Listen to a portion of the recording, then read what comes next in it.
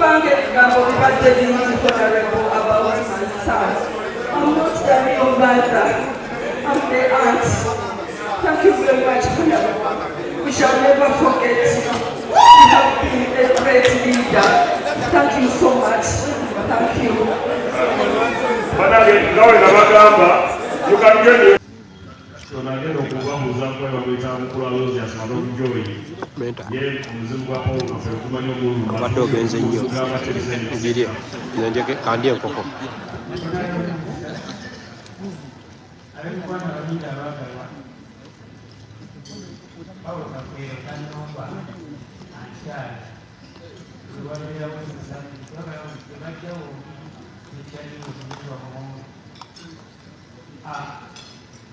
abaana bange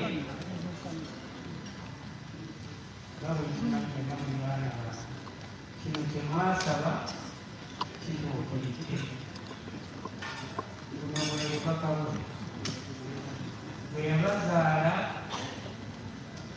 akonsuli bwe nabazaala saababoora saabasasulamu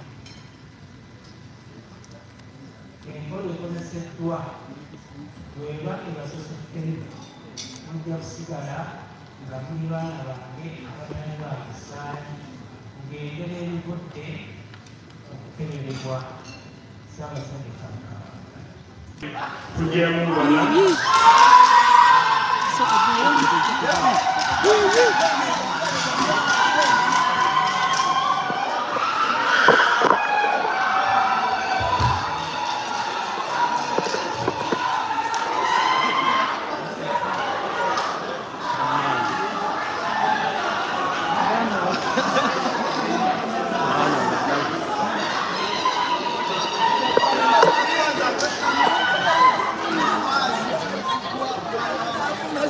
Waswazi huo mama waswazi akaba asaba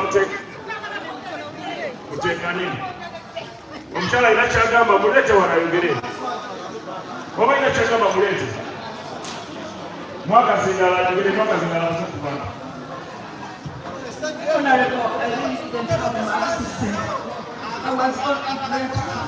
banange muwulirize omukyala alina kyayogera Kubange ebigambo bibadde bingi honorable about my son. I'm not the real mother. I'm the aunt. Thank you very much, honorable. We shall never forget you. You have been a great leader. Thank you so much. Thank you. Bakwe David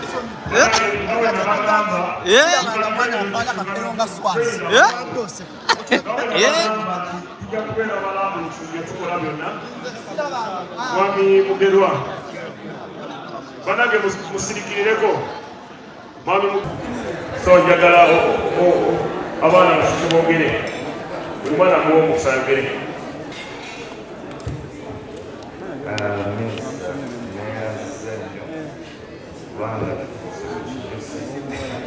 olunaku olwali bingi byogeddwa nnyo naye era tubadde musinga mutulaba ebigambo biba bitono ebibaddewo mu kufaana ebyo bibaddewo esaawa nekugenda bingi nnyo kyatwala amaaso kubanga ddala gonjola ensonga kyembadde njagala okusaba omwana minisita nti nga bonkebedde wano owatali maama infact bamama nze n'omuganda wange naffe mu bataata okuba nti baluganda mbadde ensaba kitaffe nenda akeberwe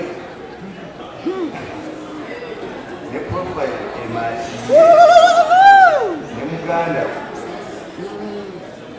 awo naffe tukolesa wakati banange musirikirireko mwami Mugerwa gwe muganda wa Kafeero ne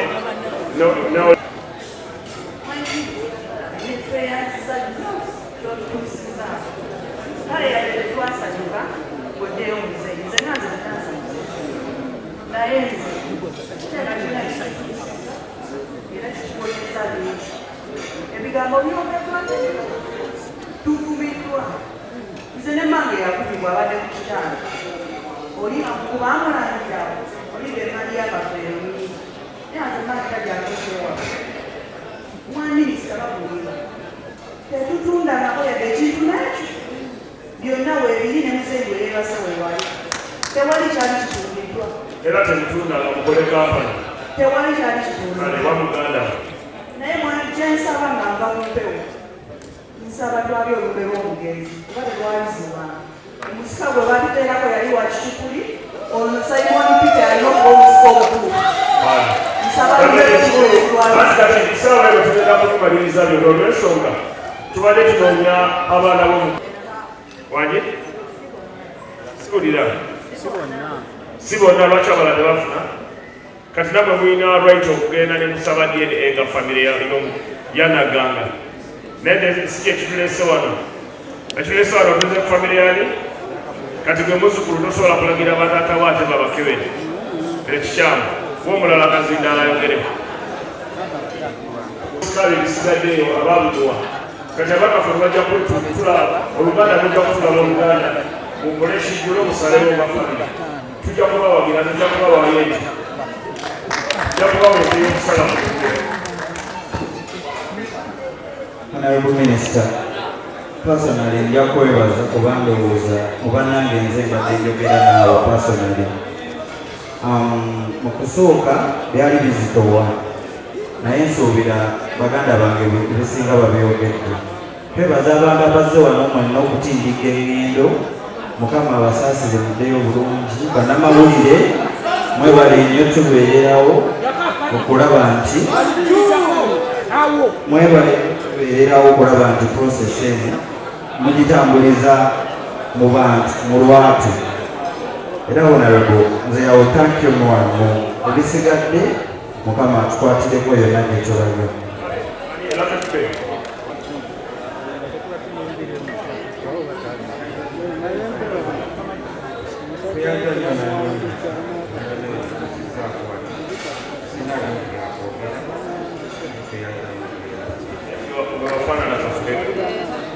kale kati ngenda kusaba ba anko buli omu Minisita weebale nnyo. Amannya gange nze Joseph Mugerwa muganda w'omugenzi Paul Kafeero muzirako ono omukyala Nantongo era kibadde ky'amaanyi kuba naye yatukuza omukyala oyo abaddewo ne sisita wange ono w'ekisoka Babula nga ffenna nenembi musajja ono mwebaza nnyo olw'ensonga tubadde tunoonya kufuna kiki kituufu.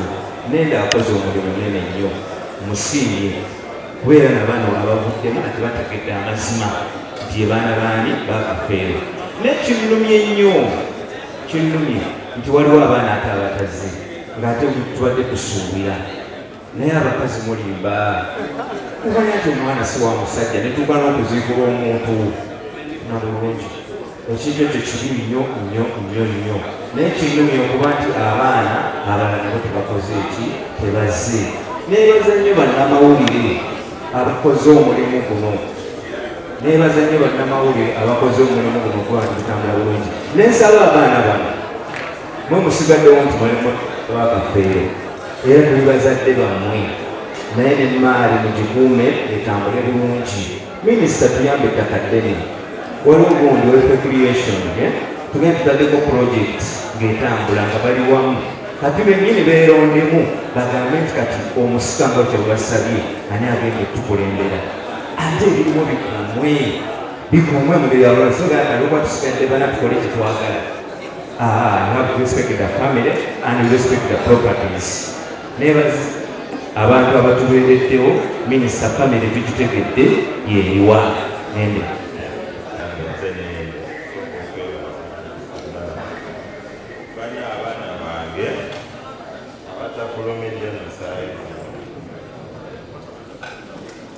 basaba mubeere wamu.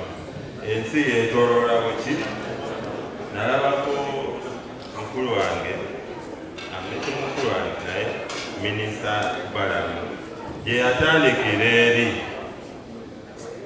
nomulaba kati mubeere n'essuubi. Ensi eno mukisa. Ate osobola okukola n'ofuuka omuki ow'amaanyi. Ekyensaba minisita, ensaba baabaana kafuuke gundi waabwe. Tubakolereyo yawanika prokoti, tubakolereyo kasabu, bafune ku ntandikwa. Obulumi bwe balina mu mutima. Ekyasaka omwana alina ndagamuntu tewetaaga kukyusa amannya go, sigaza amannya go g'obadde olina. Oba alina ndagamuntu wandiika, oba tofunanga ssente za PDF muwandike lisiti abalina ndagamuntu n'emiruka bemuva, ndagire ab'emiruka wammwe babayingize mu ssako z'omuluka, babawe ssente kusinziira w'obeera, ez'omujja zifunirawo tewali buzibu.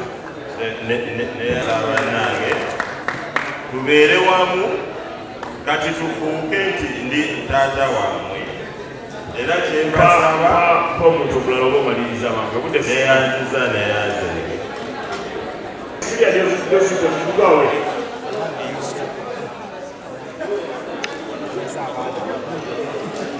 mwena mwena abakyala musuke mujja wabbali njagala abaana ne ba ako baabwe ne basenga baabwe.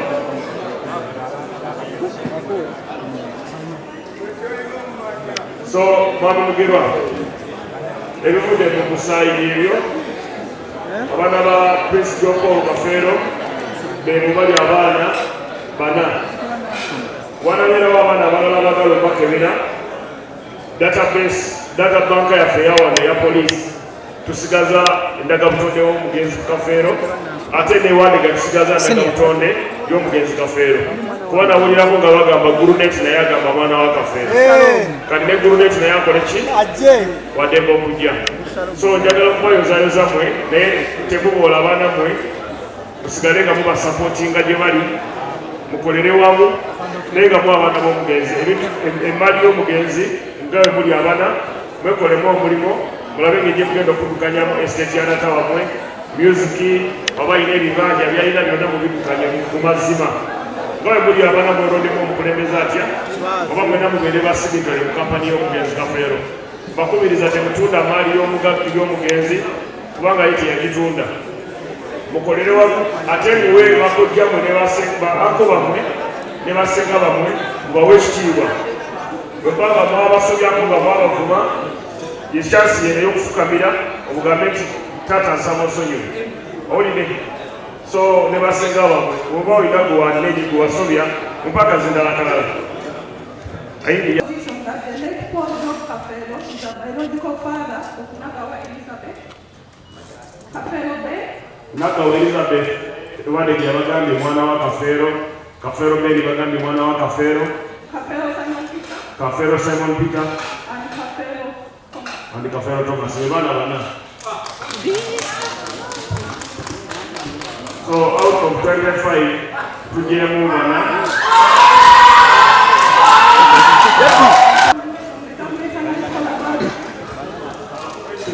Omuwala gwe Nagawa Elizabeth aliwa naye ajje.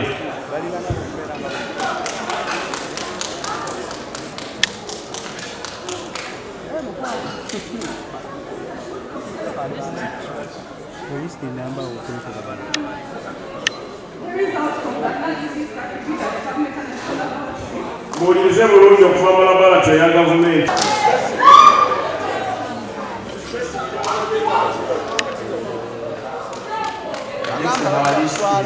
Nagawa Elizabeth. Kafeero Simon Peter jangu.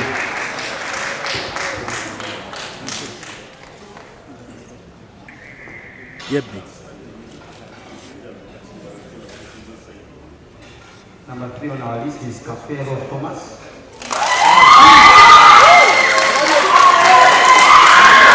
Nyabo.